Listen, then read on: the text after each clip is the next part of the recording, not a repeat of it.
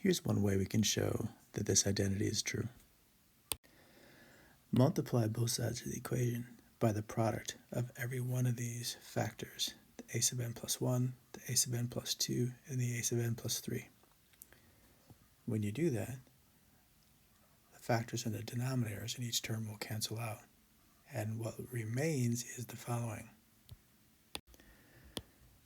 And if we add this term to the left, we get the Fibonacci relationship as we know it, as it was defined earlier in the problem, which says that any term is the sum of the two previous terms. We know this to be true, so we have proven that this statement is true.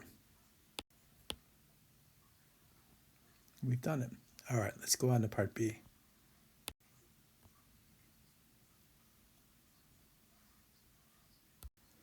Showing that this is equal to 1 is equivalent to showing that this is equal to 1 as a sum.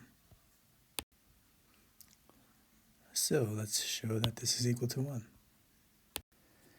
This looks like it's clearly going to be telescoping. So let's start with n equals 0. And when n is 0, this term and minus this term gives us that.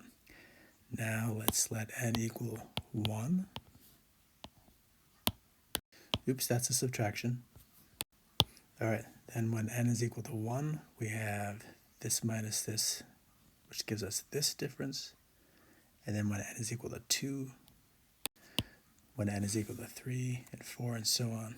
And we see a very clear pattern of cancellation. This term and this term cancel each other out.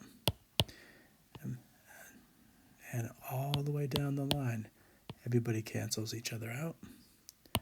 And as n approaches infinity, this last term that doesn't get canceled out is approaching 0. So this series approaches 1 over a1, a2, and in the very beginning of the problem, these were the seeds. Each of those values were given as 1. But they're the first two terms of the Fibonacci sequence.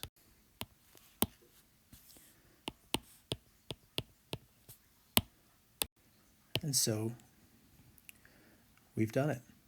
We've shown that this blue summation adds up to 1, which is really a remarkable fact when you think about it.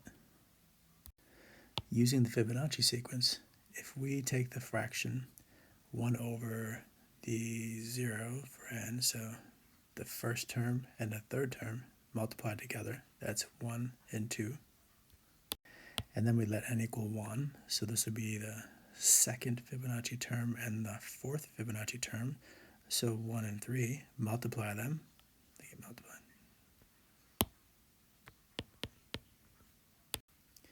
So then we'll take the third and the fifth one, which is 2 and 5, we'll multiply them. The next fraction will be 1 over the fourth and the sixth Fibonacci sequence, which is 3 times 8. Then the next one will be the fifth Fibonacci sequence and the seventh Fibonacci sequence, so 5 times 13, which is 65.